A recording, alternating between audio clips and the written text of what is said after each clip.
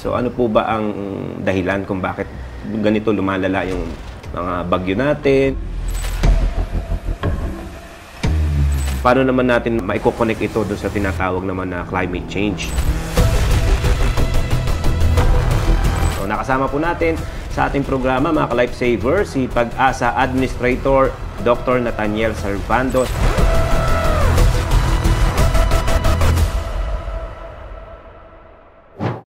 Magandang araw po mga ka-lifesaver. Usapang panahon naman po tayo ngayon. At syempre, kapag yan ang topic, ang pinaka-credible na tanungin dyan ay walang iba kundi ang Philippine Atmospheric, Geophysical and Astronomical Services Administration o mas kilala po sa tawag na Pag-asa.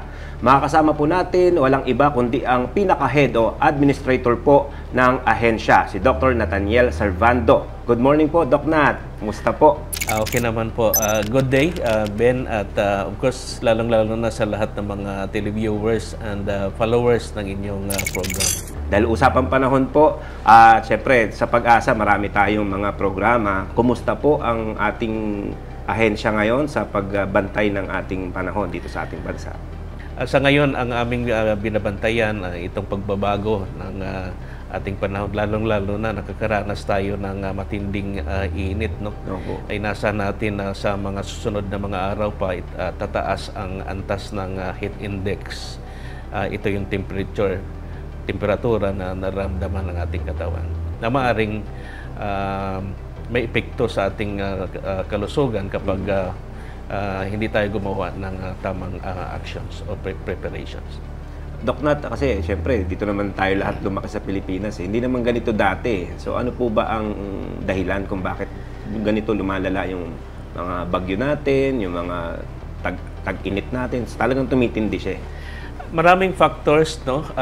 Una, dahil sa ating geographical location,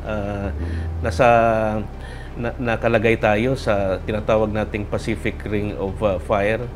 To the east, nandyan ang Pacific Ocean, nandyan namumuo ang mga bagyo. Of course, may other factors na nakakaapekto sa ating local climate, no, and weather pattern. Nagbabago ang of course ang season. Ang Pilipinas naman ay may dalawang season lang naman dry and wet season, ano. Or pwede nating ma-divide into halos half of the year, tinatawag nating tropical cyclone season. Knowing na every year nakakaranas tayo ng mga bagyo up to 20 tropical cyclone a year because of our geographical location. Nandiyan din ang factor na being an archipelagic country, hindi lamang mga large-scale weather systems ang nakakaapekto sa atin, subalit may mga localized system like thunderstorms nakaapekto sa iba't ibang lugar sa ating bansa. Sa ngayon, walang bagyo, walang ulan, but binabantayan natin ito yung antas ng temperatura or heat index, no? Dahil mataas ang temperatura, dahil walang kaulap-ulap, then sabayan pa ng mataas na halumigmig or alinsangan, no? O relative humidity, kaya mataas ang antas ng heat index. Kasi madalas, syempre lagi po natin ginagamit yung setang forecast o pagtaya ng panahon. By percentage po, mga ilang percent po ba yung accuracy natin ngayon sa Pag-asa sa pagbibigay ng forecast? Well, for example, ang tracking of tropical cyclones, ito yung mas madaling i-compute yung error, no? Sa international standard, like for example, ang 24-hour forecast error when it comes to tracking tropical cyclones is 100 kilometers. Meaning, ang sentro, no? From the center of the tropical cyclones, dapat hindi tataas ng 100 kilometers over for forecast for a period of 24 hours. Pag mataas na yan, meaning your forecast is not accurate. But Pag-asa ay the past years ay mas lower, meaning mas improve. Like for example, in 2023, ang forecast error ng pag-track ng bagyo ay umabot ng 58 kilometers compared to yung standard lang is 100. And then for 48 hours, dapat 120. But for example, last year, we have a series of strong typhoons last year, 6, no? Ang forecast error for 2 days or 48 hours, ang standard ay 120, ang inabot lamang na about 112 kilometers, meaning improved and better compared to the international standard or yung error ng iba't ibang forecast centers. Pumapasok din po ba rito, Doc, yung kasi sabi nila, kahit gaano ka ang technology, iba yung experience eh. Yeah. Nandyan lagi ang factor ng yung expertise ng ating mga forecasters. Lalo na kung season forecasters na, no, for how many years. Imagine every year, ilang bagyo ang dumadaan sa atin, no? Na sabi ko na nga, 19 to 20. So in the process, halos natitrain na masyadong ating mga forecasters. Ito ay mas advantage kumpara sa ibang mga operational forecasters, di ba? So combined with technology, with all the available forecasting tools, but of course ang experience ng mga forecasters, nakakadagdag ito sa maging reliable ang ating mga forecast and early warning systems. But of course, nandyan ang mahalaga ang dissemination process. Mahalaga, no matter how accurate the forecasts, kapag hindi naman ito na-disseminate timely sa ating mga kababayan or mga intended users, ito ay the whole warning systems are not efficient. Last po sa punto nung Doc Nat. Pagdating sa information dissemination, nakikita ninyo gaano ka-open ng mga kababayan nating mag-search ng inyong mga information? Nakikita niyo po ba nag-i-improve din yung pagtanggap ng ating mga kababayan para mas maging aware sila sa mga taya ng panahon natin? Yes, dahil maliban sa Pag-asa website na halos lahat ng information ay nandiyan, no? Hindi lamang sa information about yung tropical cyclone tracks, of course yung day-to-day weather forecasts, of course yung flood forecasting and warning information, nandyan din ang climate information and system na hinahanap ng ating mga kababayan. But of course, kung tingnan natin ang social media, in fact, DOST Pag-asa is one of with the highest number of followers using X, which formerly Twitter, no? And then yung Facebook followers namin, umabot na ng about over 5 billion. Instagram. So the social media actually, this technology helps a lot when it comes to dissemination at accessibility ng information na binibigay ng Pag-asa, especially during extreme weather condition. Yeah. So sa followers pa lang, mag-indicate yon na interesado yung mga kababayan nating malaman yung mga information. So, yeah. Doc, dito naman po sa init ng panahon ngayon na nararanasan natin. So, ano po yung na-expect natin sa mga darating pa ng mga araw at buwan? Well, it is expected na during the months of April until May, siguro during the first half of May, na-expect natin na mataas ang temperature dahil ito yung tinatawag nating summer in the Philippines. Although meteorologically wala naman tayong summer dahil we have only 2 seasons, no? A dry and wet season. Summer in the sense na ito yung panahon na less ang cloudiness, matingkad ang init ng araw. So in the process mataas ang air temperature. Now dahil sa ating geographical location, sa tropics tayo, tropical country, mataas ang relative humidity. Ang heat index, ito yung temperature na nararamdaman ng katawan ng tao, ay mataas kumpara sa mga ibang buwan. So, historically, ang pinakamataas na heat index ay normally na-observe during the last half of April until the first half of May. In fact, last year, nakatapagtala tayo ng extremely dangerous level na heat index at ito yung na-observe during the last week of April. No? Lalo na sa mga lugar na along the coastal areas, no? Kagaya ng Dagupan, Pangasinan. In fact, right now, sila ang nakaka-register ng mataas na heat index, no? As of today. And based on the forecast tomorrow. Then, sinusubaybayan namin ito. Nag-umpisa ang heat index monitoring last month, March. And then, ito ay magtatapos hanggang June. Comparatively, last year, no, naka-observe tayo ng matinding heat index. Huwag na nating tingnan kung ano ang antas, but naramdaman naman ng lahat, no? Gaano ka-init ang init ng ramdaman last year. It's because siguro partly dahil may El Nino last year. Unlike this year, nag-issue kami ng official statement terminating La Nina at ngayon ay nasa tinatawag natin INSO or neutral, meaning walang El Nino at walang La Nina. So, we expected na mataas ang heat index level, but comparatively, compared to last year, it will be siguro mas lesser konti. But of course, it doesn't mean na walang epekto sa atin dahil kapag continuous, mahaba ang exposure mo sa direct sunlight, of course, mapanganib dahil may alam naman natin ang epekto nito sa ating kalusugan, ano? Kapag walang mga interventions or preparations na gagawin ng ating mga kababayan, like for example, dapat mag-inom ng tubig palagi and other mga suggested interventions para maiwasan ang epekto, no, ng mainit na panahon. Oo nga pa. Tsaka yung ngayon nga, lumalabas din sa mga social media, ano yung magandang suotin sa ganitong panahon dahil nakaka-effect din yung gaano ka-dark yung suot mo. So sa tao po, delikado itong ano na to kasi may mga nakikita na rin tayo ngayon na parang inaatake ng heat stroke dahil po dito sa heat index na nangyayari po sa atin, yung mataas na heat index.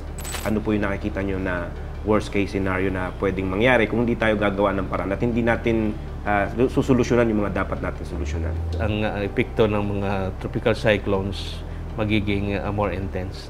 At ano-ano naman po Doc, yung epekto naman or paano naman natin maiko-connect ito dun sa tinatawag naman na climate change kung ang pag-uusapan natin, panahon natin sa Pilipinas? Kapag may climate change, of course, due to global warming, we expect na nagkaroon ng changes sa overall weather pattern, no? Hindi lamang globally but of course even locally dito sa atin. Ang nakikita kasi natin yung nagiging matindi ang impacts, no, ng mga bagyo, no? Kahit hindi malakas, kahit ito ay tropical depression lamang or storm, ito ay nagdadala ng matinding epekto dahil nagdadala ng mga malalakas na ulan, no? In fact, kahit hindi bagyo nga, no, kahit weather systems like shear line, may narinig tayong landslide o may mga namatay dahil sa baha, dahil sa dala nitong mga matitinding pag-ulan. So ito yung mga direct epekto ng tinatawag nating nagbabago ng ating klima, no? Isa pa, there are areas na hindi naapektuhan ng bagyo, like for example in the south, sa Mindanao, no, like Davao region in the past, hindi sila nakaranas ng mga storm warning wind signals. Ngayon ay naapektuhan na sila. So ang pagbabago siguro can be attributed to yung climate change. Naririnig po natin, Doc, ano ba, para sa mga nanonood po, ano po ba yung kaibahan ni climate change kay global warming? Mayroon po ba silang difference para maintindihan po ng mga kababayan natin? Well, ang global warming, ito yung pagtaas ng temperatura. Technically, dahil sa tinatawag nating activity ng mga tao, no? Due to industrialization, advanced technology. Nakaimit tayo ng more carbon dioxide and other greenhouse gases na nagtataas ng ating air temperature. Ito yung global warming. on a large scale, tumataas ang temperatura natin on the global scale and even at the local level. No? Ma-observe naman natin dahil we have a number of weather stations na existing for how many years? In fact, ang iba more than 100 years na. Makikita natin ang trend na talagang tumataas din ang temperature, air temperature, consistent with the global increase in temperature. Now, dahil sa pagtaas ng temperatura, nagkakaroon ng changes in the weather pattern. Ito yung tinatawag nating, at ang epekto nito, ito yung tinatawag nating climate change. Then dito sa atin, dahil sa pagbabago ng season, ang season is, although dalawang type of season, but on a yearly basis, no? Particularly during the months of March, April, and May, lesser na yung ulan. Meaning ito yung the middle of dry season. Dahil mataas ang temperatura at relative humidity, ay na-expect natin na mataas ang heat index. Now with the climate change or global warming, we expect na mas mataas ang temperature and of course heat index. If we have to compare that years or decades before. Yeah. Kung decades before, ito naman po, sa tinitignan po ninyo 10 to 20 years from now, dahil dyan sa global warming at epekto rin ng climate change, ano po yung nakikita nyo na worst case scenario na pwedeng mangyari kung hindi tayo gagawa ng paraan at hindi natin susolusyonan yung mga dapat natin solusyonan? In the Philippines, there are areas na in the next decades, 2030, 2050, ay makakaranas ng pag-increase ng precipitation or rainfall. No? And then, may mga areas naman na may slight reduction. Nakikita natin ang variability. But of course, dahil tayo ay nasa tropics, situated geographically on the western section of the Pacific Ocean, talagang inasahan natin na wetter, no? In the coming decades dahil sa climate change or global warming. And of course, ang epekto ng mga tropical cyclones magiging more intense. Kaya in response, in the past, siguro 10 years pa lang, na-revise na namin ang tropical cyclone wind signals. Natatandaan nyo siguro, ang wind signals natin hanggang 4 lang. Yes, na ngayon naging number 5 na. Na-revise namin na konti ang different category ng tropical cyclones. Like for example, kapag tumaas na ang intensity up to 85 kilometers per hour, even higher, we categorize na ng bagyo na super typhoon. So ito yung mga changes dahil nakikita din namin ang changes. Siguro partly because of the changing climate. So ngayon po, sabi natin high-tech na ang pag-asa eh. Pero pagdating po ba sa manpower, kumpleto po ba tayo? Or kasi before, Doc, nagkaroon din ng yung mga forecaster natin nag-a-abroad na eh. So kumusta po ngayon ang manpower ng ating ahensya? Sa ngayon, wala naman kaming problema na, wala naman nang umaalis. But of course, nandyan ang challenge like nag-increase ang aming mga facilities. Ang kasunod noon, kailangan ng manpower. Yes. Then ang demand pa from the local government units dahil may mga kanya-kanyang disaster preparedness programs o mga yon. So in the process, tumaas ang demand for technical training, information, or even simple request as a resource person at the local level. So nadagdagan yung pangangailangan ng additional personnel to man those with additional facilities. Very supportive naman ng ating pamahalaan dahil bagamat hindi naman in-approve directly ang mga requests for additional personnel, but unti-unti na dagdagan naman ang plantilla positions. Nandiyan ang support ng ating government. But highly technical kasi yung job namin, and of course technology is rapidly changing.